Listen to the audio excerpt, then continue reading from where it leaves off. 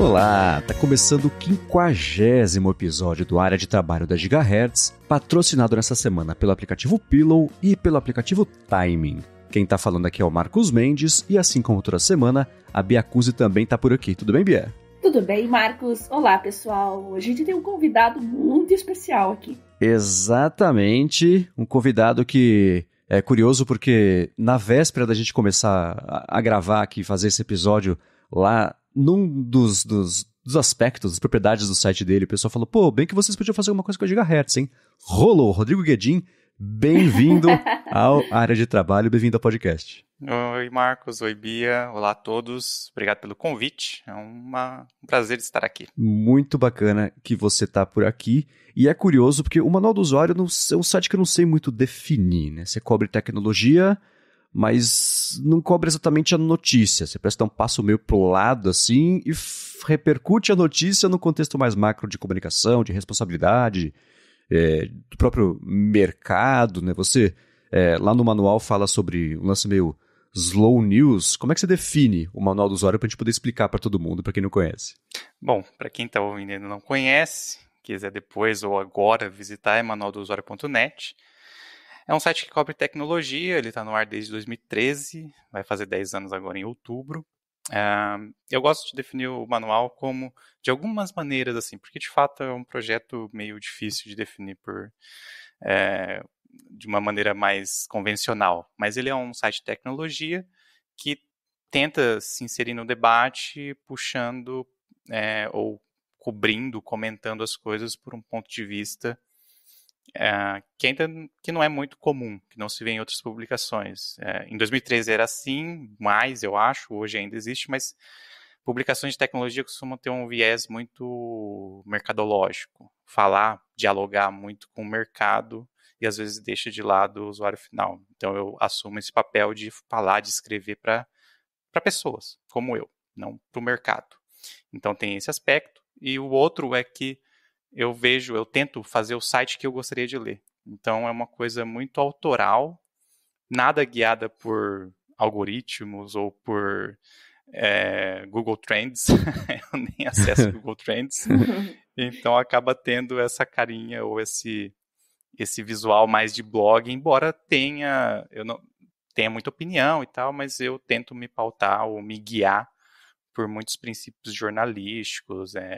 Tem cara de blog, mas por trás é uma estrutura ou uma abordagem mais profissional, assim. Isso, claro, foi construído ao longo desses 10 anos, mas é algo que eu valorizo muito como um diferenciador. Porque eu não me vejo como um influenciador, nem como produtor de conteúdo, eu sou um jornalista que escreve em um blog. Então é mais ou menos isso. Guedin, ótimo que você me deu a deixa para minha primeira pergunta. Já jogou e eu vou cortar a bola. Como é que é ser eu não vou usar esse termo produtor de conteúdo, porque lá no número 1, né, Marcos, a gente falou que até meu gato é produtor de conteúdo. Isso é um termo complicado. Mas como é que é escrever conteúdo autoral? Gostei dessa definição sua. Em 2023, a gente consegue, eu vou me colocar nesse balaio também, a gente consegue realmente viver sobre as nossas próprias regras ou são as grandes plataformas que estão definindo o caminho que a gente quer seguir? Olha, Bia, eu consigo. Que bom. Mas não sei se é uma regra, assim, porque o manual ele é anacrônico, assim, em vários sentidos.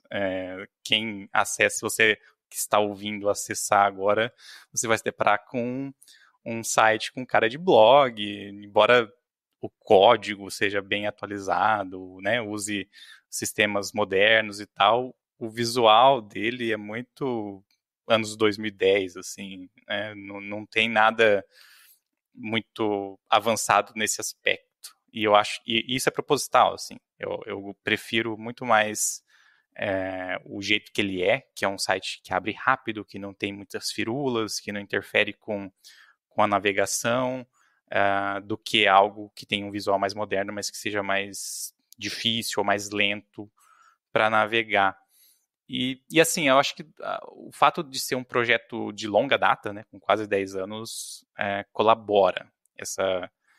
durante muito tempo ele foi um projeto paralelo para mim. Eu comecei ele quando eu estava fazendo minha segunda graduação em comunicação, depois ele continuou sendo um negócio paralelo quando eu vim para Curitiba para trabalhar como editor de um jornal aqui.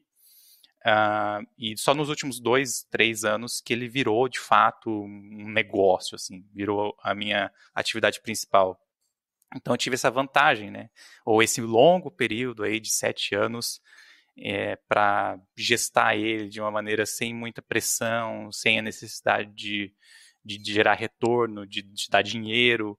E esse tempo foi muito importante para criar um nome, criar uma audiência, atrair pessoas que pensam como parecido comigo, que gostam dessa abordagem.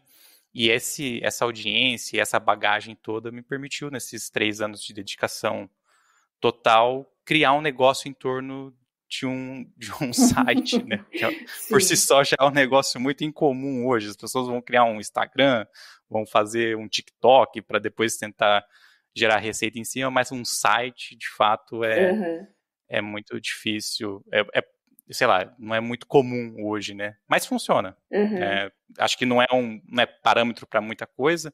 Eu fico imaginando como seria criar um site hoje, em 2023, seria muito mais difícil do que foi em 2013, mas talvez essa janela ainda é uma frestinha só, mas talvez ainda esteja aberta. Boa. Existe uma questão de que talvez essa criação de sites, etc., possa voltar com um pouco mais de força agora que a gente vê o Facebook de um lado com um certo declínio, o Twitter também com toda essa confusão, né? Abriu muita discussão de novo de pessoal ter propriedade sobre o próprio conteúdo e aquela coisa toda. Então, quem sabe voltar a fazer sites, quer dizer, fazer sites volte a ser uma coisa que as pessoas façam daqui pra frente. Quando você falou que você posta basicamente coisas que você quer postar, que você quer discutir, seu processo de decisão é basicamente esse. Putz, tenho algo a dizer sobre isso, vou postar. E a gente fala bastante de ferramenta aqui, a gente fez um episódio sobre RSS, etc., para você coletar as notícias, como é que você usa de ferramenta, tanto pode ser de RSS mesmo, rede social, como é que são as suas fontes para você mastigar esse conteúdo e postar o que você coloca lá no manual? São algumas fontes, assim, e curiosamente acho que quase não tem rede social.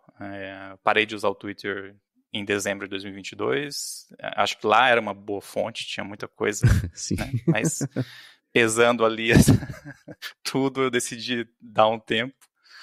Mas assim, todo dia eu acordo, tomo café e depois dou uma passada assim pelo noticiário. E o que consiste essa passada no noticiário? Muitas publicações que eu acompanho por RSS, nunca deixei de usar, é uma ferramenta assim super útil.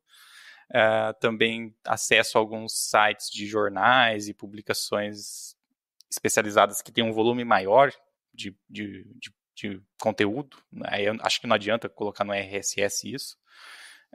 Então dou uma passada por jornais nacionais e por sites estrangeiros, principalmente estrangeiros de tecnologia, mas também alguns locais.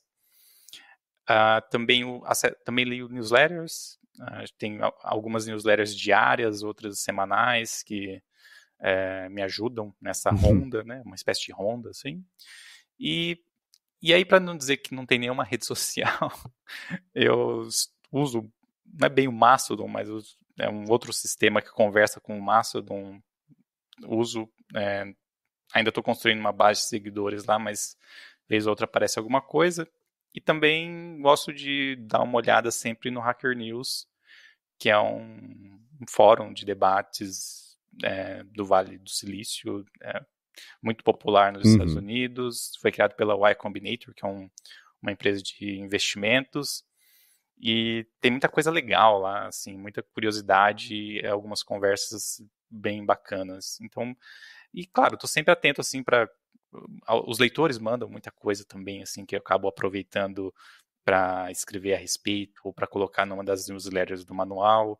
Então essa troca sempre também ajuda. Além da ronda que eu faço, que é uma coisa ativa, também tem essa coisa passiva que vem dos leitores, tanto pelo Órbita quanto pelo grupo fechado no Telegram e comentários individuais. Acaba ajudando. Com relação ao modelo de negócios, Guedin, você acha que as plataformas elas sempre foram umas auxiliares de quem escreve, né? Principalmente texto. Não vamos falar de vídeo. Vamos sair um pouco do audiovisual e ficar em texto, tá? Será que as plataformas poderiam... Agora a gente está vendo o Twitter com modelo pago, a Meta está estudando aí colocar modelos pagos. Será que tem no horizonte alguma perspectiva de quem trabalha com conteúdo receber alguma remuneração também por esse tráfego, por alimentar as redes com informação? Olha, eu sinceramente não tenho muita expectativa com isso, não. Acho que a produção já é feita de maneira voluntária, sem que eles tenham que pagar nada, com a promessa de que ali você supostamente tem alcance, né? Consegue falar com as pessoas, afinal esse é o intuito da plataforma social. Mas um movimento de pagar, assim, tem alguns, né, mais para audiovisual, tipo o YouTube, acho que o TikTok também tem, e a Meta também tem, com os Reels, criado uns fundos ou uns programas de fomento, mas para texto, não sei, modelo de Substack mesmo já se provou que não é sustentável a longo prazo. O que eu acho que pode funcionar, e existe toda uma movimentação e um debate a respeito disso, é forçar essas big techs a sustentar o jornalismo via fundos, né? Fundos setoriais, assim, que é um modelo, tipo, todas elas, ou pelo menos Meta e Google, investem em jornalismo, as duas empresas têm braços que ajudam, que dão treinamento, que, enfim, dialogam e até investem também em redações, em iniciativas jornalísticas, mas é uma coisa que centralizada, né? Depende dessas empresas decidirem em quem elas vão investir. Então, eu acho que a AJOR, o Manual do Usuário é associado à AJOR, Associação de Jornalismo Digital, já se posicionou a favor da criação de um fundo setorial, e eu acho que isso seria legal, porque você forçaria essas empresas a pagarem, né, as empresas, tendo lá um critério ou um recorte do que é um jornal, que é uma definição muito difícil de se fazer, mas sem deixar o poder decisório nas mãos dessas empresas, que aí também, né, você vai ver os programas que elas têm, claro, acho que alcançam iniciativas independentes e que realmente precisam dessa grana, mas muita coisa vai para Folha, Estadão, enfim, grandes conglomerados aí de comunicação. Eu sou um pouco reticente nesse sentido, porque eu tenho a impressão que só as grandes empresas de comunicação acabam fazendo parte disso.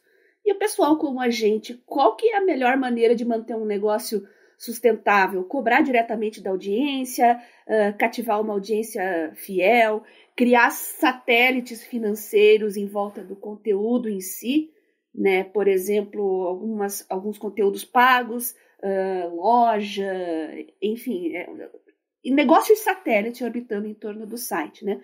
Pessoal como a gente aí pode ter esperança em voltar a escrever, ter blog e obter algum retorno com isso?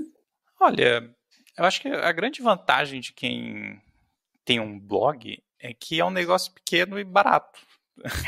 Você não gasta muita coisa, né? Então o maior custo acaba sendo o seu tempo mesmo, né? O seu salário aí, entre aspas.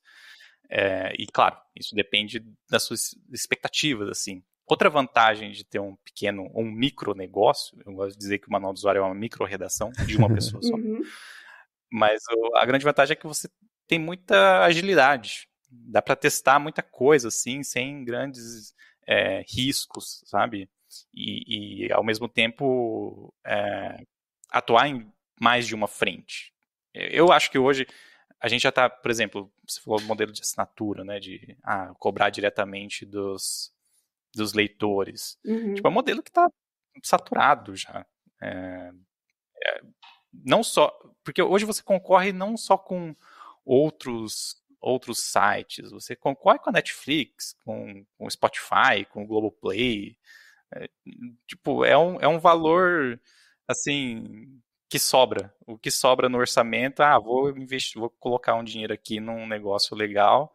Então, né, é um dinheiro limitado e tá sob risco.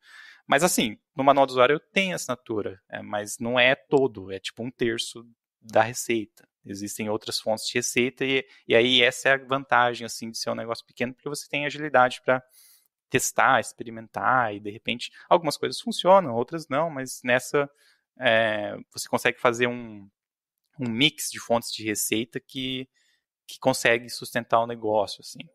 Então, acho que dá. É difícil. Acho que o ideal é que você tenha lá uma grana para queimar por 1 ou 2 anos para tentar, né, até emplacar isso. O Manual do Usuário mesmo, quando se tornou independente da Gazeta do Povo aqui, virou um negócio, eu tinha lá 1 ano e meio de reservas para, se não entrasse 1 centavo no site, tudo bem, não ia, né, sei lá, atrasar o aluguel.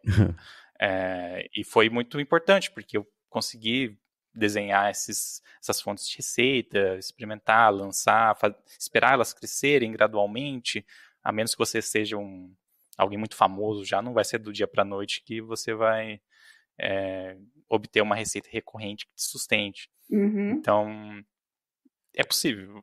Mas, assim, não quero criar ilusão em ninguém que está ouvindo que, vou lançar meu blog hoje e amanhã vou estar vivendo dele, porque esse desfecho é muito difícil. É fácil começar, mas é muito difícil você atingir uma estabilidade, assim. E antes de passar a bola para o Marcos, só mais uma perguntinha aqui, só para a gente encerrar esse tópico.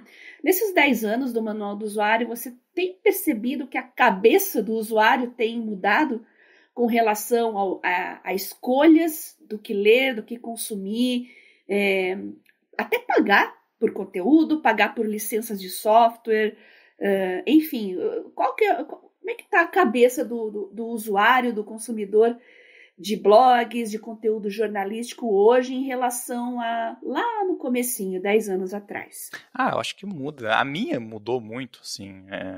O próprio perfil do manual também mudou. Acho que em 2013, eu sempre comento, assim, o site tinha, por exemplo, uma pegada muito forte em produtos, sabe? Eu recebia celular de fabricante para fazer análise, review, umas coisas assim, e hoje eu, sei lá, se duvidar, nem falo do iPhone novo que saiu, porque não é uma coisa que está mais no meu campo de interesse, assim, né? Acho que o mercado mudou muito e as minhas preocupações, as minhas áreas de interesse evoluíram também. E, claro, isso reflete no tipo de leitor que acompanha o site. Eu tenho certeza que muita gente ainda hoje, que lia o manual em 2013, ainda hoje curte ler review de celular, mas é uma coisa que não me interessa mais, eu acho que não é mais relevante, então eu não faço. E isso afasta alguns leitores, mas atrai outros leitores que são interessados pelas coisas que eu cubro hoje, que é privacidade, poder das big techs, enfim, outras coisas que não estavam ou não eram tão relevantes na minha linha editorial 10 anos atrás. Acho isso muito legal, porque eu pretendo voltar com o meu site também, e eu tenho esse pensamento também. Eu acho que a gente evoluiu, a gente amadureceu, e a gente quer acompanhar essa audiência que está amadurecendo junto com a gente, né? Enquanto a gente tem uma vertente pensando em massificação, né, que talvez até possa dar um retorno mais rápido, retorno financeiro, tem gente que tem que pensar em quem quer um conteúdo mais cuidadoso, quem já está aí na internet desde quando tudo era mato, e tem gente procurando coisas diferentes, sair um pouco da massificação, do geralzão, do clickbait, né, que parece que está mandando em tudo hoje. Aliás, até o Google incentiva um pouco esse negócio de clickbait, que eu acho meio bizarro, né? Tá lá nas orientações para os creators, eles colocam isso, né? Então, eu acho legal quem amadureceu e pensa fora dessa caixinha, porque existe uma audiência ignorada que pensa assim também. Isso é muito bom. E bacana é que, como mesmo o Guidi comentou, dá para o site e quem lê o site amadurecendo meio junto e criando essa relação. Todo mundo vai construindo ali o que significa ser o site, né? Porque o feedback do pessoal ajuda você, dentro do molde da proposta do site, direcionar mais para lá, mais para cá, para ficar uma coisa que satisfaça aquela sua coceirinha de falar sobre o assunto, mas ainda assim satisfaça quem está lendo, para o pessoal poder voltar e etc. E como você comentou, gente que desde o começo acompanha, certamente de jeito ou de outro contribuiu para chegar nesse momento agora, o que toca inclusive em apoios, né? Você falou que os apoios mesmo direto de quem lê correspondem mais ou menos a 1/3, você tem patrocínios também, as parcerias que você faz, e a sua atitude, na verdade, não só com o manual, mas meio com todo o universo cinemático do Guedin, do manual, né, que tem o Órbita, as newsletters também, etc. Você faz tudo de um jeito muito aberto, né? Você presta contas mesmo, tanto para quem apoia aqueles relatórios trimestrais que você manda, cheio de gráficos, inclusive, e você, nas newsletters abertas também, ó, o manual teve tantas visitas, o podcast teve tantos downloads, comparado com o ano passado, tá assim, o cenário tá esse, etc. É um jeito diferente, eu acho, de lidar com esse tipo de informação, que geralmente é mais proprietária, né? Você compartilha com anunciantes, por exemplo, mas não com leitores. É um jeito bem diferente de lidar com a audiência, fazendo essa prestação de contas, e eu não sei, fazendo audiência, e audiência eu digo tanto de leitores quanto de ouvintes, etc., se sentir parte do negócio. Qual que é a premissa por trás disso? Qual que é o retorno que isso traz para você, esse compartilhamento? Entra um pouco naquela coisa que eu falei de fazer algo que eu gostaria de ler. Eu assim, gosto muito de saber de tendências e do que está acontecendo no mundo jornalístico, na parte mais de negócios. E então, quando o Manual do Usuário virou um negócio, eu achei que seria legal abrir esse lado, assim, principalmente para quem apoia. Você mencionou os relatórios de audiência, que é algo que acontece, que eu publico todo mês, assim, mas quem apoia o manual, quem assina, recebe a cada 3 meses um balanço financeiro. Tipo, tudo que entrou, tudo que foi gasto, quanto eu ganhei, quanto sobrou para mim. Então, sei lá, eu acho que é legal para quem acompanha mais de perto ter essa visão transparente. E a transparência é um dos pilares assim que eu tenho no site, não só do lado do negócio, mas do lado editorial também. Então, por exemplo, eu tenho ações. Quando eu menciono ou escrevo a respeito de uma empresa que eu tenho ações, eu coloco um bloco no texto escrevendo que eu, né, tenho um interesse ali. Não que eu vá mexer o mercado, né?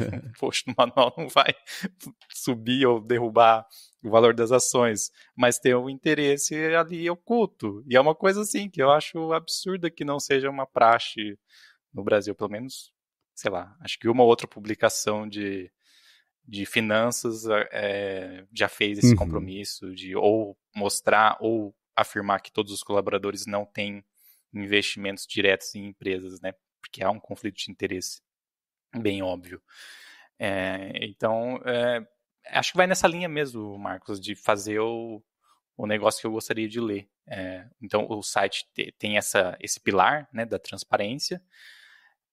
Uma outra parte disso é um metablog que existe lá, o bastidores.manualdosuario.net, que, assim, coisas ali meta, né? Bem meta mesmo, que acontecem com o site que eu comunico por ali. São várias pequenas iniciativas assim para abrir mesmo a operação para quem tem interesse. Não são todos, mas tem algumas pessoas que gostam de ler e de saber. E eu estou sempre tentando buscar assim, coisas, maneiras de aumentar a participação dos leitores e de aumentar a transparência.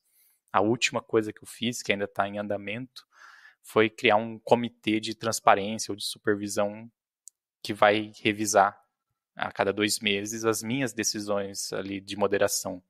Eu leio e modero todos os comentários que chegam no site, mais de 2.000 comentários por mês, e alguns eu interfiro, apago, edito e tal.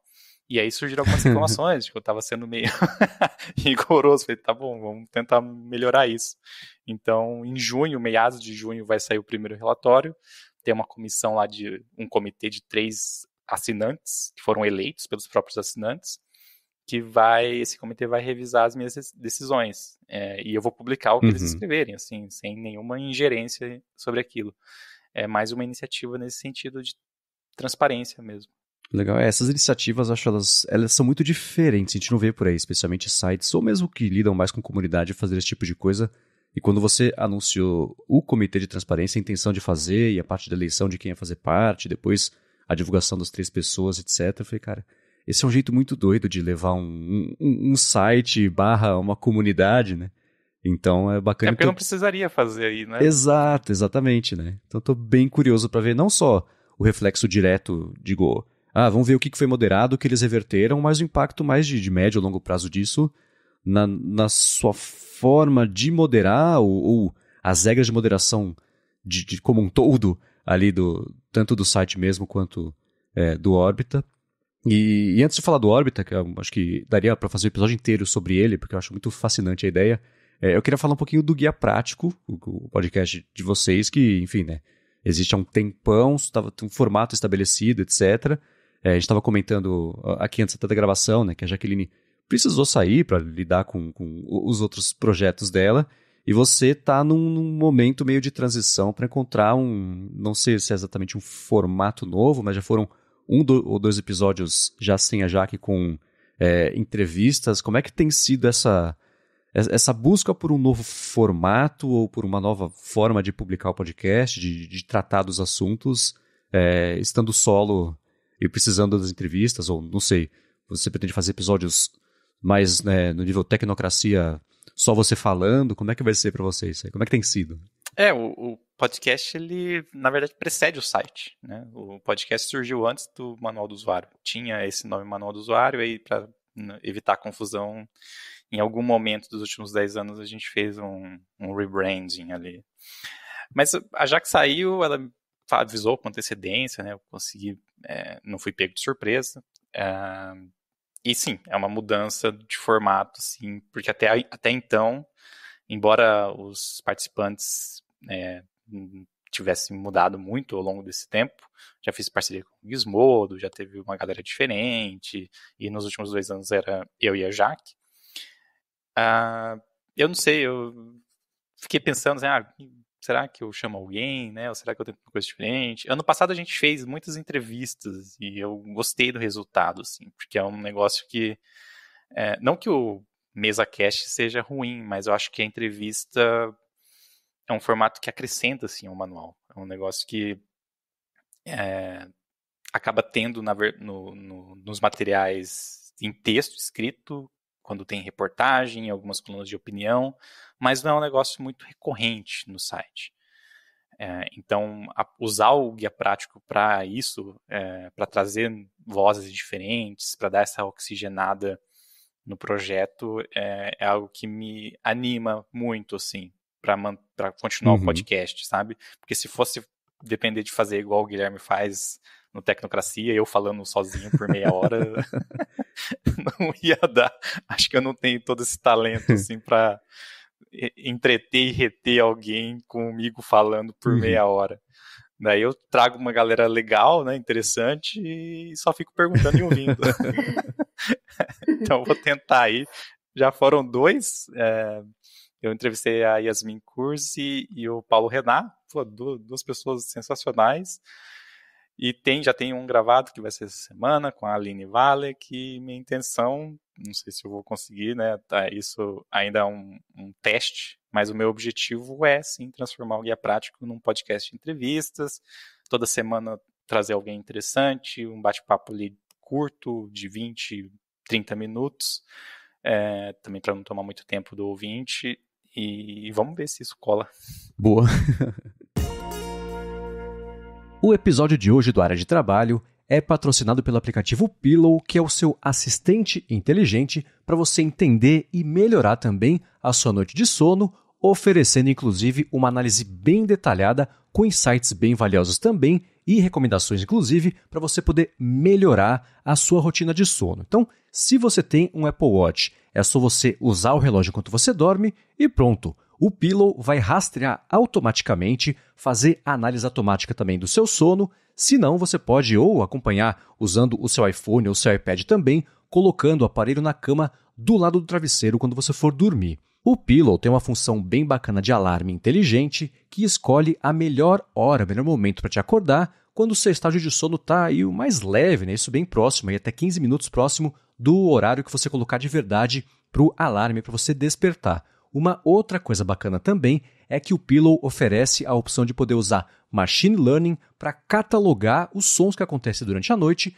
incluindo o ronco, a apneia do sono, fala também e coisa desse tipo. A interface dele é bem fácil de você usar para poder explorar e entender, claro, também melhor aí os seus dados de sono, e os algoritmos do Pillow estão sempre em atualização, seguindo aí, ficando em linha com os achados dos estudos mais recentes aí, pesquisas também sobre o sono. Quem usa o Pillow com Apple Watch curte também ver a análise da frequência cardíaca para cada sessão de sono e com isso consegue ver a variação, queda na frequência cardíaca, né? Nível de oxigenação do sangue também, até frequência da respiração, isso tudo durante o sono. Eles têm uma preocupação enorme com privacidade, então todas as informações são criptografadas e armazenadas de forma segura no seu aparelho e também na conta do iCloud se você fizer o opt-in, e a análise do som também nunca deixa o seu aparelho, ela acontece localmente aí no seu iPhone ou no seu iPad. Por fim, para usar o Pillow no Apple Watch, eles oferecem uma série de complicações para você poder ver aí, olhar rapidinho, bater o olho e já entender algum dado específico que você quer ver sobre o seu sono. E para saber mais sobre o Pillow, faz o seguinte, acessa pillow.app, tem link aqui na descrição. Ele é grátis na App Store com uma assinatura para poder liberar todas as funcionalidades e, além disso, ele é totalmente traduzido aqui para o português. Então, mais uma vez, acessa lá, pillow.app e dá mais piada no aplicativo. Muito obrigado ao Pillow pelo patrocínio de mais esse episódio aqui do Área de Trabalho e pelo apoio a toda Gigahertz. Você falou do Guilherme, eu achei curioso que no começo desse ano o Tecnocracia passou a ser um podcast publicado quando estiver pronto, sem a pressão do prazo, do deadline, daquela recorrência. E essa é uma mudança que pode parecer pequena, mas acho que pro dia a dia, como é que funciona o negócio, é uma coisa grande, né? Você, no dia a dia, tanto no manual quanto pro podcast, pro Orbit, enfim, as newsletters, etc., como é que você organiza o seu dia para, de um lado, você manter a sua produtividade e as coisas saindo, mas do outro também não chegar perto ali de um burnout, de ficar com uma sobrecarga do que você se comprometeu a publicar, do que você sabe que as pessoas esperam de conteúdo, de publicação? Como é que você equilibra essas duas coisas? O Tecnocracia, o Guilherme meio que oficializou o negócio que já rolava. A proposta inicial era a cada 15 dias, mas em 2022 ele até brincava, em vários episódios, falando, às vezes um pouco antes, muitas vezes depois, mas a cada 15 dias estamos aqui. Então esse ano vai ser quando sair. A gente já teve 2 episódios esse ano, mas assim, é uma coisa que ele decide, claro, ele tem esse poder, mas comigo eu funciono muito com prazo, assim. Ainda mais quando é um negócio seu, né, que você não tem um chefe ali te cobrando, então você precisa estabelecer algumas restrições ou alguns prazos para não cair nessa coisa de quando ficar pronto sai, e aí não fica pronto. Eu tenho um exemplo meu mesmo, que é a minha newsletter pessoal que eu criei para manter contato com os leitores, e acho que eu mandei 1 ou 2 edições esse ano, porque é do tipo, vai quando tá pronto, então nunca tá pronto. E aí no manual tem algumas rotinas, assim, eu uso umas listas de tarefas para me ajudar a lembrar, mas tem rotinas, então eu sei lá, por exemplo, a newsletter, ela sai terça, sexta e sábado, religiosamente. E aí, na de sexta, tem uma coluna de opinião, que é uma parte que eu considero forte, assim, do site, e mais trabalhosa, né? Porque eu sempre tento escrever um texto ali de 500, 600 palavras de algum assunto que está quente. Não dá para eu fazer uma gaveta, né? Escrever um monte de texto e ir soltando, assim, ao longo do tempo. Tem que ser uma coisa na semana. Mas isso tudo me ajuda a manter o site fresco, né? Ou não só o site, mas o projeto, assim, sempre tendo conteúdo saindo e tal. Eu sou meio contra essa ideia de que você tem que publicar, não importa o quê. Então, tem dias que não sai nada no site, tudo bem. Mas manter um cronograma de conteúdo é algo que é útil, eu diria essencial. A consistência é muito importante, né? Uhum. Às vezes, claro, tem semanas que sai uma coluna bem ruim. Não vou mentir aqui. Às vezes, né, você tá lá quinta tarde, o que eu vou escrever para amanhã cedo? Mas é raro, né? Claro, mas é importante, eu gosto de ter prazos. E assim, não sou muito rígido, né? Não sou um chefe muito rígido comigo mesmo. Sei lá, tem... eu tô achando que às vezes não sai mesmo. Tá falando que não, a coluna tá ruim. Falei, ou o Guedin não consome realmente conteúdo ruim, porque ele não sabe o que é conteúdo ruim. Não, a gente faz uma régua, né? Acho que no geral o manual tá bem, assim, se a gente analisar o quadro mais amplo. Mas eu tento colocar uma régua de tipo, pelo menos eu tenho que achar esse negócio bom, né? Senão, por que eu vou colocar isso no mundo? Mas eu dizia que não sou um chefe muito rígido, porque às vezes, sei lá, não sai mesmo. E tudo bem. Ou, semana passada, por exemplo, teve um dia lá que eu comi alguma coisa que me fez mal e perdi um dia de trabalho. Então, o podcast não saiu por causa disso, porque tinha várias coisas para preparar para sexta e sábado, e uma delas teria que ser sacrificada. Eu escolhi não publicar o podcast. Então, acho que pela relação que existe com os leitores, com os ouvintes, eles são muito compreensivos, assim. Ninguém fica me cobrando, sabe? E não sei também até que ponto isso é bom, porque talvez sinalize que não sinta falta. Mas eu prefiro pensar que a galera entende que é só uma pessoa aqui fazendo e que é uma pessoa, né? Um ser humano que tem limitações de tempo, de humor, variações de humor, enfim, todos os empecilhos que todos nós conhecemos e temos que lidar. Então, eu tento refletir isso. Né? Não é uma operação, embora já teve gente que perguntou, quantas pessoas que trabalham aí, né, para publicar tudo isso? Aí não, é uma só. Mas, no geral, eu tento deixar muito transparente que é uma pessoa só e que essa pessoa, às vezes, falha. Muito bom. Menos é mais, não precisa se preocupar com isso, não. Também tem essa. Agora você falou sobre as newsletters, é uma coisa que você já também, não sei se foi na newsletter, mas reportou que você próprio está mudando um pouquinho. Como é que funciona o conteúdo, né? Você começou a mandar newsletter, links do Orbita, e aí virou, acho que uma newsletter separada, uma coisa assim. Eu fiz um exercício, porque eu sempre tentei ao máximo reduzir de todos os lados a quantidade de informações que eu recebo. Isso vai desde notificação até e-mail e etc. E eu fiquei muito intrigado nos últimos meses com esse novo boom de newsletters, o interesse por isso. Eu não consegui enxergar o benefício de passar a receber mais e-mail, que é uma coisa inimaginável para mim, né? E a gente fez um episódio especial sobre isso aqui e discutimos e exploramos, o pessoal mandou bastante feedback também. Passei a assinar algumas newsletters, incluindo as que você envia. E do seu lado, de quem está produzindo essas newsletters para elas serem lidas e serem relevantes, etc., como é que você está encaixando isso, né? Que tipo de coisa entra na newsletter, que tipo de coisa vai para o site, pode virar, por exemplo, também um tópico a ser discutido no Orbita, e do outro lado, do feedback que você recebe, da reação do pessoal, o que a galera espera receber num e-mail que não seja pelo site, ou poder discutir, por exemplo, no Orbita, que não vira um podcast, sei lá. Como é que é essa relação para quem está produzindo isso? Eu considero a newsletter uma parte muito importante assim, do projeto Manual do Usuário. Se a gente considerar canais em que se estabelece um contato formal entre manual e leitores, né, incluindo redes sociais, newsletter e tudo mais, a newsletter de longe é mais importante para mim, porque é uma conexão direta, não tem uma plataforma ali entre a gente, mediando essa relação. Então, eu foco muito os meus raros esforços de marketing na newsletter para promover ela. Twitter, não tem perfil em Facebook nem Instagram, e não faço questão de ter, o Twitter está abandonado, mas a newsletter é um foco meu. Até você comentou que houve uma mudança, né? Mas de fato, desde muito tempo, assim, a newsletter existe faz muitos anos, eu sempre vi ela como se fosse um produto, e não como só um canal de distribuição, né, onde eu mando os links do site. Eu acho que isso não acrescenta muita coisa.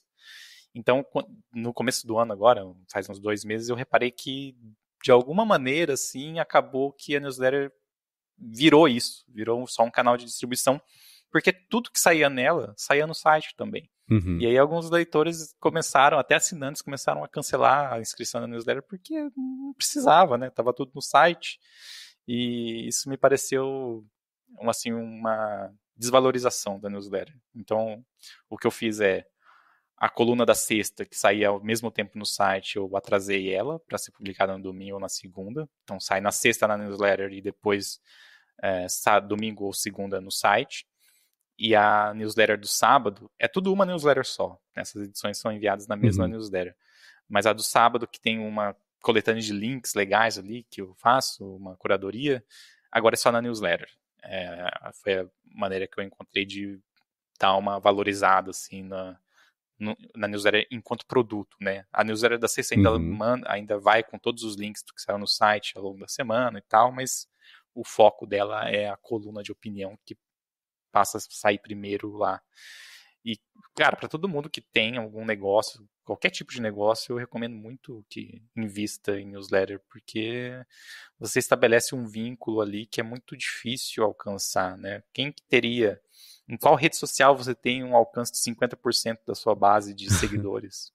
Em lugar nenhum. Na newsletter você consegue, sem pagar nada por isso. Fora o custo do envio, né, da plataforma. Mas fica aí a recomendação para quem está ouvindo. Boa. E as que você assina, quais são as principais? O que te traz mais benefícios? Para gente colocar na descrição aqui, o pessoal passar a assinar também. Eita, tem um monte. Faz um top 5 aí. Top 5. Eu assino algumas de jornais, acho que acaba sendo, embora sejam quase a maioria links, acaba sendo uma curadoria boa. Então tem algumas da Folha, tem o Canal Meio, que faz uma curadoria legal também. Tem o Garimpo, que é do Núcleo, que é um parceiro do manual, que eles fazem uma curadoria de redes sociais. É interessante para ficar por dentro, né, já que eu não acompanho muito isso. Tem algumas estrangeiras, tipo o Dance Discovery, o Garbage Day, que são aí mais coisas são colunas mesmo de opinião, né? Ou reportagens, a Dance Discovery é dos dois, tem um textinho no começo e vários links legais depois. Tem uma que é de links de blogs que são publicados no Hacker News, então é um recorte bem específico, que muitas vezes alguns desses links acabam indo para a capa, mas muitos deles ficam soterrados lá, né? Que é muita coisa publicada. Bastante coisa, assim, não sei. O Manual do Usuário tem um diretório de newsletters brasileiras, no caso, né? Então lá tem um recorte por tema, dá para ir pesquisar lá notícias ou tecnologia e ver coisas legais que os nossos conterrâneos estão publicando aí. Boa. E essa foi uma pergunta que eu fiz no Orbita, que a gente vai comentar já já. Mas para ouvir direto de você, como é que você lida com as newsletters? Você joga tudo numa pasta escrito newsletters, um label lá e lê quando dá tempo, você lê quando chega? Como é que funciona para você isso, esse consumo do que chega? Eu tenho um filtro, né, que tira da caixa de entrada e joga numa pasta de newsletters. E eu não sou muito, assim, rígido com isso, sabe? Eu leio de manhã, eu leio algumas, todo dia, mas tem muita coisa que passa, assim, principalmente essas newsletters diárias de agregados de notícias. Se você não lê no dia, meio que, né, não faz mais sentido ler depois. Esfria. Fica velho, né? Mas tem muito, sei lá, uma vez por mês ou a cada 2 meses eu tiro ali 1 hora pra dar uma limpada das não lidas, assim. Algumas eu seguro para ler, porque ainda me parece interessante, mas não faço muita cerimônia assim de marcar tudo como lido, sabe? Tipo, não tem nada ali que é urgente ou que é imprescindível, assim. Beleza. E chegando no Orbita, você tem feito experimentos tanto com newsletters quanto com o Orbita, que outra coisa que a gente estava comentando antes de gravar, é outra propriedade sua que eu tenho dificuldade em definir o que é, então me ajude a fazer isso para a gente poder primeiro falar sobre o Orbita e também explorar o que você quis resolver com esse experimento, como é que tem sido a resposta, a evolução da plataforma, ou desse braço da Gedin Corporation. O grande império do MEI, Rodrigo Gedin. Cara, o Orbita, ele é a parte do manual do usuário que os leitores produzem. É uma parte em que eles publicam os links que eles acham interessantes ou colocam os debates que eles querem fazer. Então, a maneira mais A distinção mais básica, assim, do Orbit é que é a parte do manual do usuário que é feita pelos leitores. Eu só sou mais um participante ali. Isso explica em parte, né? Mas o que é, de fato, o Orbit? Ele é uma espécie de fórum. A galera mais antiga vai lembrar dos fóruns, né? PHPBB, InVision, que existia ali nos anos 2000. Para quem é mais recente, é como se fosse um subreddit, como se fosse um Reddit, só que no site. Um cadastro à parte e tal. E numa terceira comparação aí, para não restar dúvidas, a nossa inspiração, minha e do Gabriel Nunes, que é quem idealizou de fato esse sistema, é o Hacker News, assim, que é um lugar onde você coloca um link ou abre uma discussão e aí embaixo abre um espaço para comentários e as pessoas debatem ali, comentam. Mas é basicamente isso, é um lugar onde você pode... Você achou um link, uma leitura legal, uma coisa interessante na internet, você posta lá e aí cria como se fosse um postzinho. O título acaba sendo o link direto para essa leitura ou para esse lugar legal. E embaixo tem o espaço para comentários, para propor, para postar links, você precisa de um cadastro gratuito. E esse cadastro também te dá direito a votar nos links das outras pessoas. E aí a capa do Orbit, ela acaba se tornando dinâmica, né?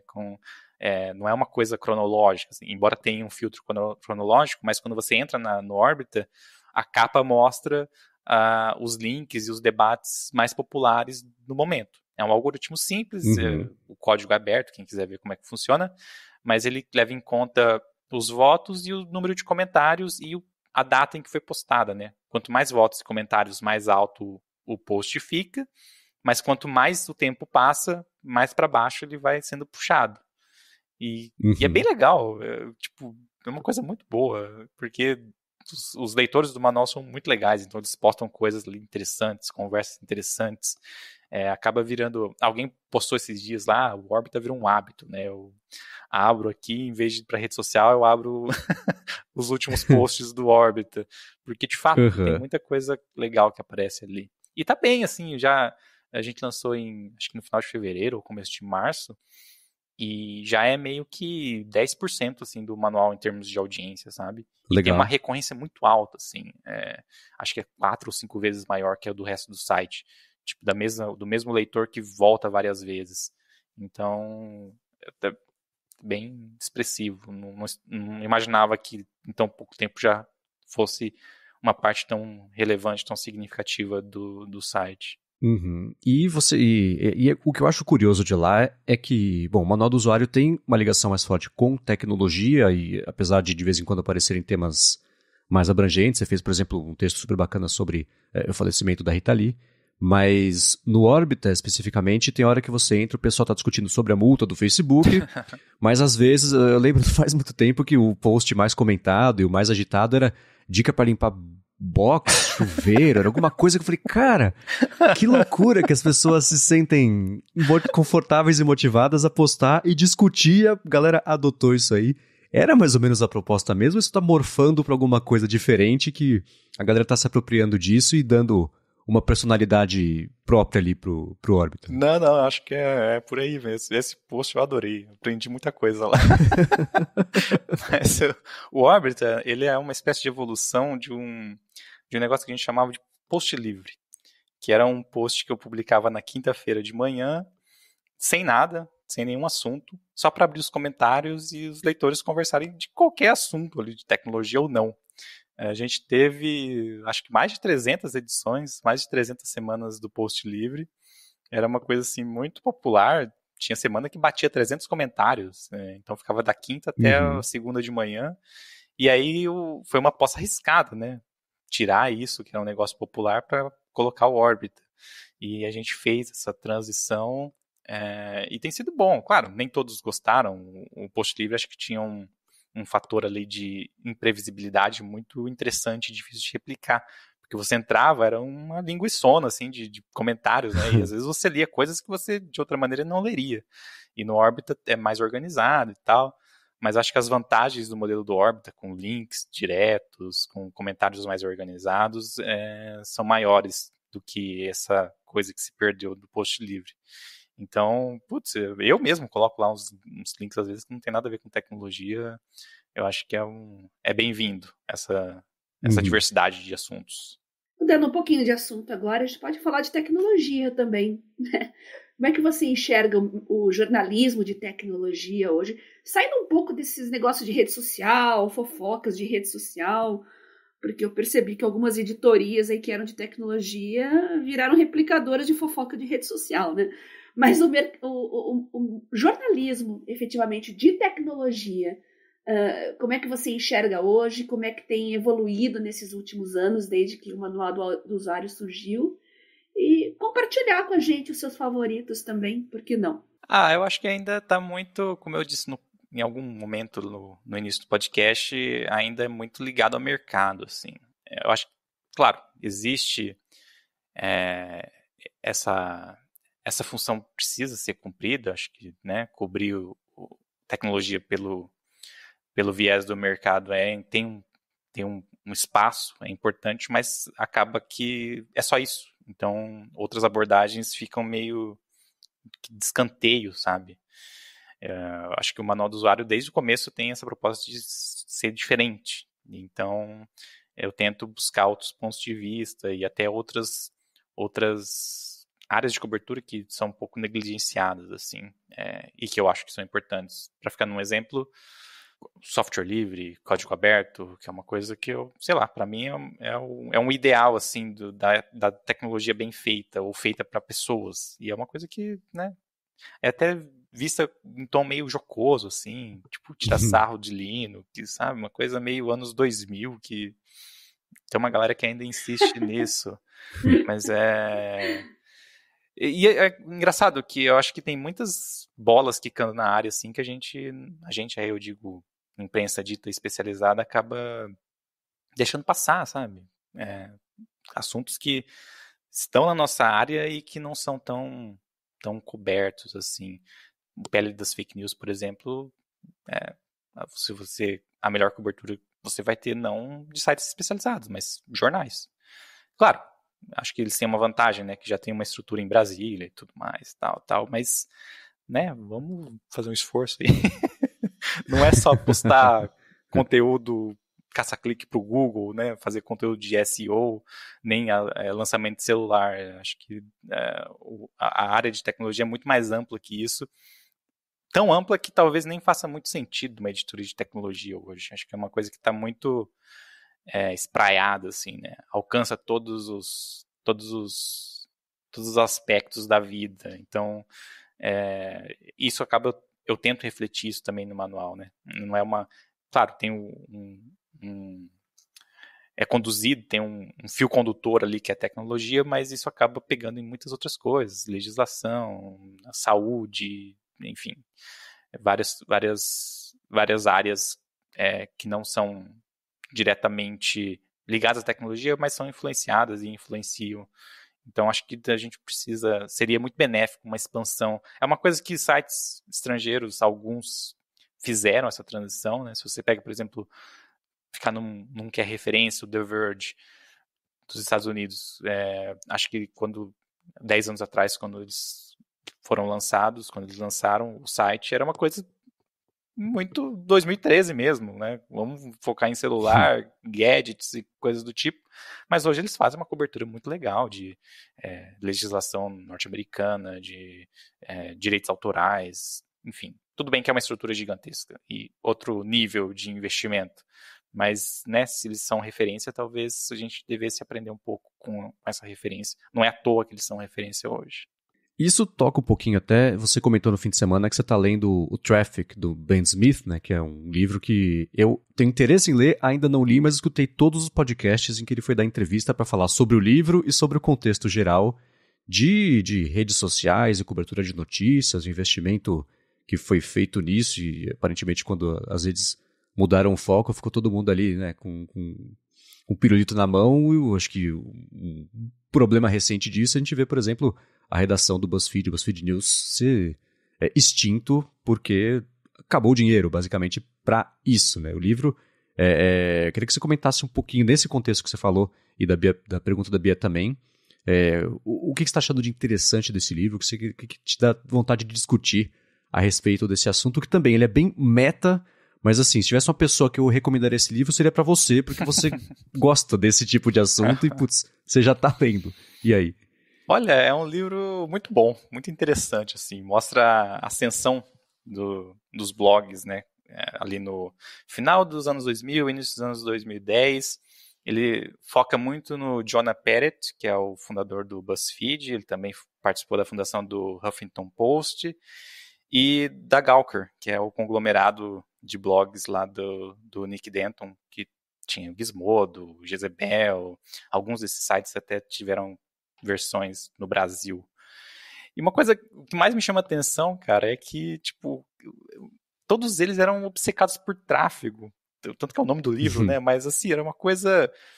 O objetivo final era tráfego, era gerar audiência, era chegar aos milhões de leitores. E, assim, custe o que custasse, sabe? É bem louco.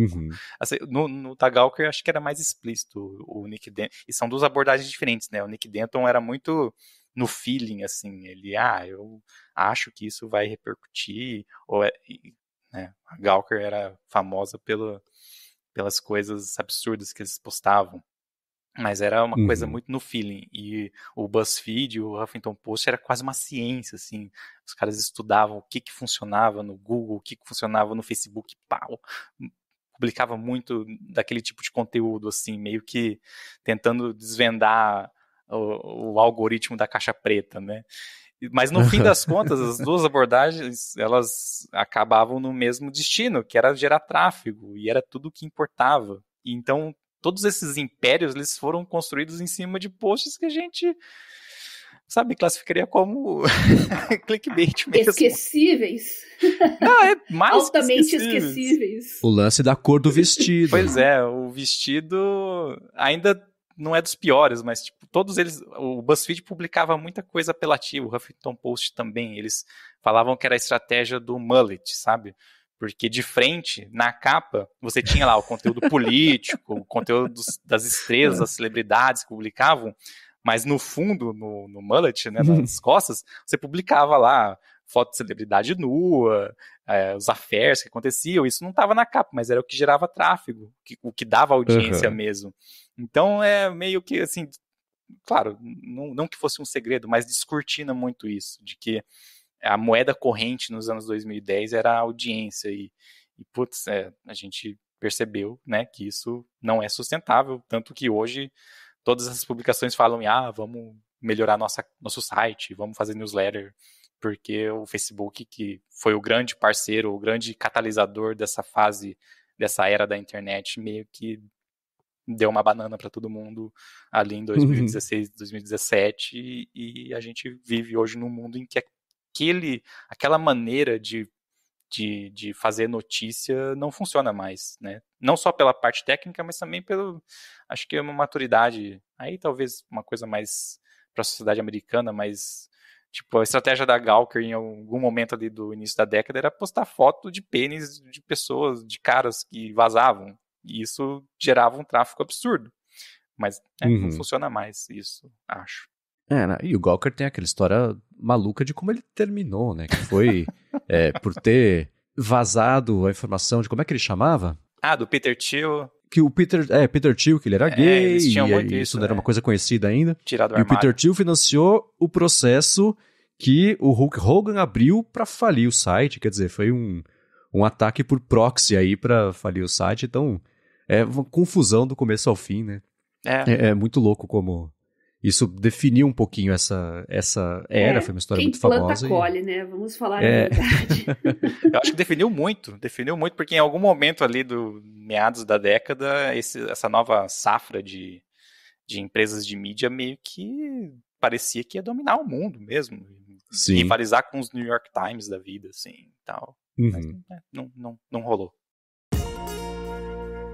Esse episódio do Área de Trabalho dá as boas-vindas para o Timing, que é o novo patrocinador aqui do podcast. Quem sempre escuta o Área de Trabalho sabe que a gente fala bastante aqui, isso não só sobre os diferentes métodos que eu e a Bia usamos para poder fazer o rastreamento do tempo, mas também sobre como é importante esse conceito todo de você saber para onde está indo o seu tempo. E com o trabalho remoto ainda por cima, isso ficou cada vez mais complicado, porque a gente muda de contexto muito rápido, às vezes perde ali, esquece de começar um timer, ou esquece de colocar uma tarefa que você fez, no fim do dia você nem lembra mais se você parou 15 minutos para uma reunião, 5 minutos para responder um e-mail que você teria que cobrar do cliente depois, etc. E o timing resolve isso para você, porque ele rastreia automaticamente quanto tempo você leva em cada aplicativo, documento e site no seu Mac. Assim você pode fazer esse acompanhamento sem ter que levantar um dedo e você pode ver também exatamente para onde que está indo o seu tempo. Ele funciona basicamente com qualquer aplicativo do seu Mac, então navegadores, ferramenta de trabalho remoto, tem Slack, Microsoft Teams também, editor de texto e tudo mais, e o timing pode até importar os dados de screen time do iPhone ou do iPad, o que é um diferencial bem bacana aí nesse segmento de aplicativos. Além disso, o timing oferece também automações adicionais, como reconhecer quando uma videochamada, por exemplo, termina, e com isso nenhuma reunião fica fora aí do seu rastreamento de tempo. E se você precisar fazer algum ajuste manual também no rastreamento, é bem fácil de fazer. Para quem tem um uso mais avançado, o timing oferece coisa como, por exemplo, integração com Apple Script, Zapier também, tem até uma web API própria, e ele também dá suporte a membros de uma mesma equipe para poder compartilhar os rastreamentos sem, é claro, violar a privacidade aí de cada pessoa, o que é ótimo para trabalho colaborativo, seja na empresa, seja num freela, né, que você está trabalhando junto com alguém, e quando chegar o momento de exportar os relatórios, você consegue gerar em PDF, em Excel, CSV ou HTML para fazer ou recibos ou timesheets mesmo aí, de um jeito bem rápido. Agora, a melhor parte é que acessando o link timingapp.com/adtrabalho, timingapp.com/adtrabalho, que assim eles sabem que você veio aqui do podcast, você aproveita uma oferta especial que é o seguinte, eles oferecem já 30 dias de graça para poder testar e 20% de desconto na assinatura do plano anual. Mas pelo link timingapp.com/adtrabalho, você ganha 10% adicionais de desconto para fazer o primeiro pagamento quando for fechar a assinatura. Então, mais uma vez, vai lá, timingapp.com/adtrabalho para saber mais e assume de vez aí o controle do seu tempo sem ficar gastando tempo aí com timers individuais. O link também, claro, está aqui na descrição. E olha, eu passei a usar o timing depois que a gente começou a falar sobre os patrocínios. Eu estou usando aqui a versão demo e está mudando completamente como é que eu lido com a administração de tempo. E é bem melhor mesmo ele fazer isso para mim do que a solução que eu estava usando antes, que era de timers manuais, que era complicado e sempre ficava alguma coisa de fora. Isso está resolvido. Então, ó, são 30 dias de graça e tem um desconto já nativo e mais os 10% para você poder, quando for fechar a mesma assinatura, não tem como perder essa oferta. Então, no mínimo, aproveita um mês de graça, experimenta o timing que eu tenho certeza que você vai curtir. O link, claro, de novo, está aqui na descrição, mas mais uma vez, timingapp.com/adtrabalho. Muito obrigado ao Time por ter se tornado o novo patrocinador do Área de Trabalho e pelo apoio a toda a Gigahertz. E a gente conseguiu chegar a 1 hora do episódio sem ter citado IAs, né? Mesmo porque, como a gente está gravando com antecedência isso aqui, qualquer coisa e ferramenta que a gente fale a respeito vai estar desatualizado na hora de publicar o episódio, porque está evoluindo muito rápido. Mas como é que eu e a Bia, a gente já comentou algumas vezes sobre isso, também a gente vai seguir comentando aqui no podcast sobre IAs, as ferramentas de trabalho mesmo, etc. Mas para você que tem uma visão, uma impressão um pouco mais cética sobre hypes e sobre grandes ondas das coisas, como é que você está enxergando isso?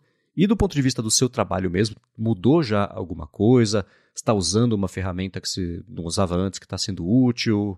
Ou não, ainda não bateu ali no manual a utilidade e, enfim, o jeito de trabalhar usando as IAs no dia a dia? Olha, eu acho que esse não é só fumaça, não. Desde o ano passado eu tenho escrito bastante a respeito e eu, assim, acho que vai afetar bastante a maneira como a gente vive. Essas ferramentas de inteligência artificial. Claro, eu acho que tem um receio meio particular aí, né? Afinal, IAs que escrevem, ainda que seja um texto medíocre, mas, né, eu acho que a gente está meio afogados em textos medíocres, então é um potencial muito grande assim, de que esses chat GPTs da vida substituam muito muito trabalho intelectual, por mais raso que seja, mas, né, acho que existe um risco. Então isso me preocupa muito, assim. Eu acho que o manual do usuário, ele, até pelo posicionamento que tem, não corre um risco imediato. Se eu começasse a postar coisas ali escritas pelo ChatGPT, a galera ia notar e não funcionaria muito bem. Não assim, é o público médio, né, que não perceberia isso. É uma galera que concordar. é uma galera que tá ali pelo que eu escrevo e pelas coisas que eu edito de outras pessoas e publico ali. Então, tem esse fator. Agora você pega, sei lá, um site generalista que escreve post para responder pergunta do Google. O ChatGPT, com certeza, consegue já substituir isso. Né? Uma coisa muito fácil de uma IA fazer hoje. Ainda que talvez tenha alguns erros factuais, mas se você antes tinha 10 redatores para ficar escrevendo essa encheção de linguiça e gerar receita com anúncio de gente que vem do Google, talvez você possa reduzir para uma pessoa que só revise o que o ChatGPT escreve. Então, tudo bem, existe esse risco. Agora, no manual, acho que a única coisa que eu uso, assim, mais ou menos, é tradutor online, que provavelmente já tem, né, umas coisas de aprendizado de máquina e tal. Eu uso bastante aquele DeepL, que não é o do Google, mas eu acho tão bom quanto, às vezes, melhor.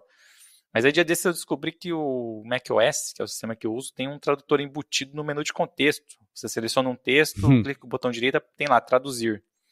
E é pior, muitas vezes não funciona direito, mas para a maioria das vezes quebra o galho. Eu ia falar isso.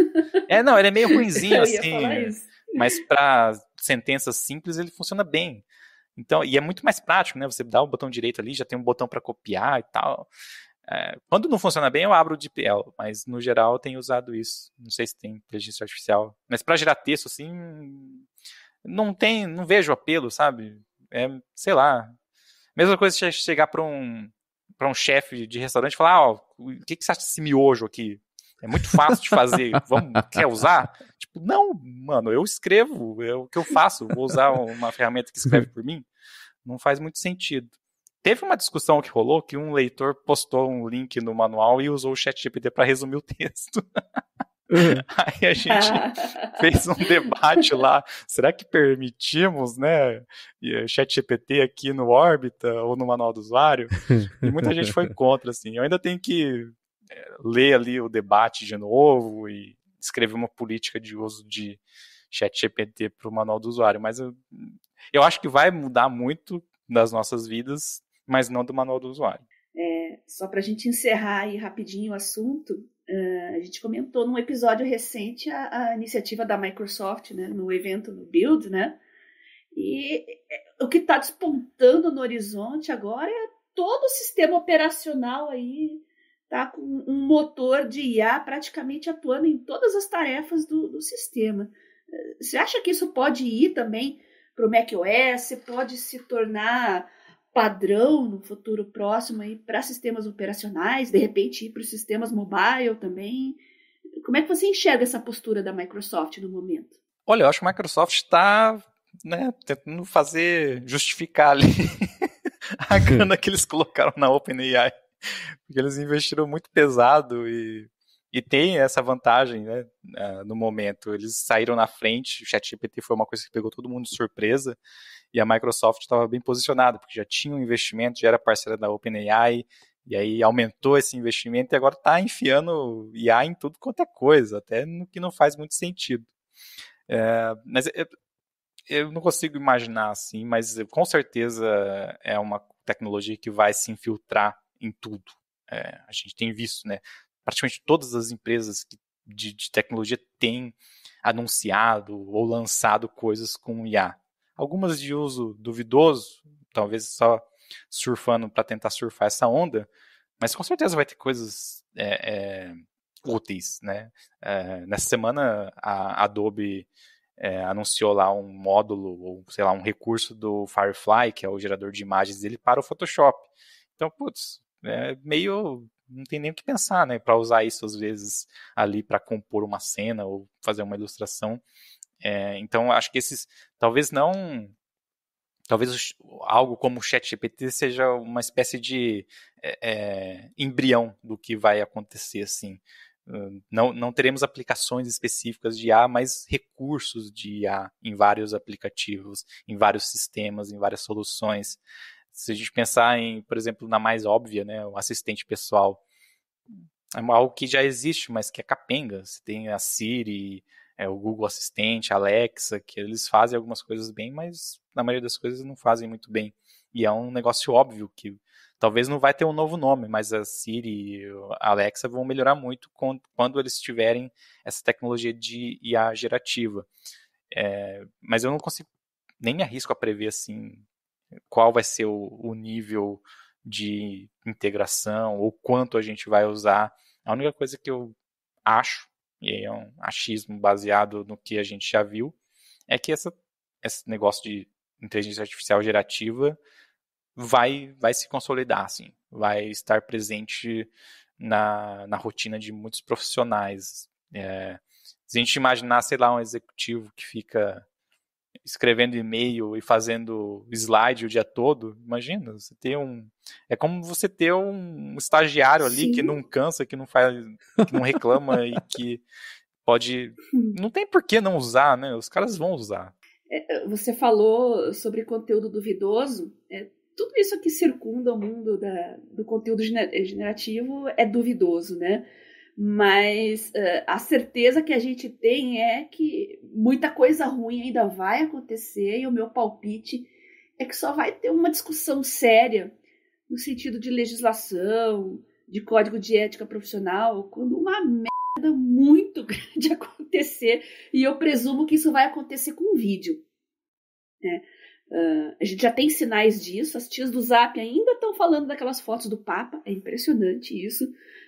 Tá certo que não é uma coisa que faz parte do nosso mundo, mas no mundo dos leigos, né, tem coisas que ficam lá até hoje, fake news que circulam, pensando, meu Deus, isso é tão 2020, né, ainda tá lá circulando. Então, a gente não percebe o quanto isso afeta a nossa vida, mas afeta, sim. Só a gente não enxerga tão bem, mas está lá no submundo impactando, às vezes em decisões políticas também. Então a gente não pode ignorar isso, né? A foto do Papa foi um negócio... Eu caí. Eu achei que era real. Primeira vez que eu vi sem contexto, sem nada. Eu também, mas o que entregou foram os dedinhos, como sempre, né? Mas eu acho que existe esse risco, só que assim... acho que as empresas, né, os executivos, o Sam Altman lá da OpenAI fica falando, né, inteligência artificial tem um potencial catastrófico, mas eu acho que o impacto negativo assim, vai ser uma coisa muito mais sutil, sabe? Uma coisa para potencializar essas indústrias de fake news, uma coisa mais sutil, não vai ser tão escancarado igual o Papa. Nessa semana a gente teve também umas fotos do Pentágono bombardeado, compartilhadas no Twitter, por alguns perfis, verificados. Então, esses são assim, o que sai da superfície, mas acho que por baixo já deve ter muita coisa rolando que a gente nem tem ideia e vem uma onda, assim, um tsunami. Isso, claro, pensando do lado dos maus usos, né, que existem e vão existir. Mas quando eu digo assim que eu vejo isso se consolidando, é mais em usos recorrentes, burocráticos. Alguém comentou, mas o ChatGPT não vai pegar porque ele produz textos muito ruins. Cara, mas a maioria dos textos que a gente lê é ruim no dia a dia. Você acha que um executivo escrevendo e-mail, ele tá lá incorporando um Machado de Assis para escrever o e-mail? Não, ele escreve qualquer bobagem ali só pra... tem executivo que escreve pior, hein? Não, acho que muitos executivos escrevem mal. Você lê e fala, esse aqui é tão ruim que não foi o ChatGPT que escreveu. Pois o ChatGPT não cometeria esses erros de concordância, essas coisas estranhas. E nesse contexto, o ChatGPT, ele é ótimo. Então, a maioria dos textos que a gente lê, que a gente lida, tanto por assim, limitação do escritor, quanto pelo meio mesmo, né? Às vezes você tem um formato ali esperado ou exigido, textos burocráticos, por exemplo, coisas de cartório, assim, uma coisa padronizada, um texto ruim, mas é um texto que precisa ser feito daquele jeito. Para essas coisas, o ChatGPT vai melhorar ainda mais e talvez até já funcione. Então, esse argumento, o texto é ruim, né? depende da régua, né? Como é ruim, em que sentido. Então por isso que eu acho que é um negócio que vai colar muito ainda. Gente, 1h10. Poxa, eu poderia ficar aqui até amanhã, porque ainda daria muito assunto. Já vou deixar até o convite para o Guedin aqui, Marcos.